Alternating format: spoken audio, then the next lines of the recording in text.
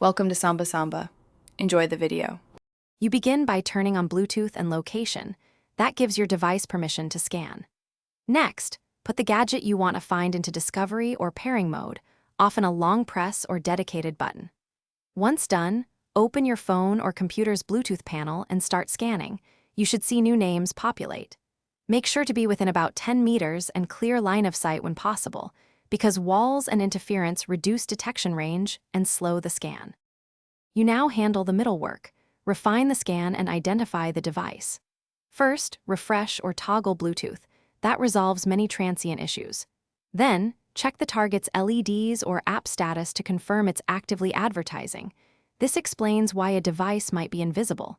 If you still struggle, use a dedicated Bluetooth scanner or the vendor's app to reveal MAC addresses, RSSI signal strength, and device class. That extra data helps you distinguish similarly named devices and approach the strongest signal. You finish by selecting the correct device and completing pairing. Accept prompts or enter the PIN shown on screen. If the connection succeeds, test data or audio immediately to confirm.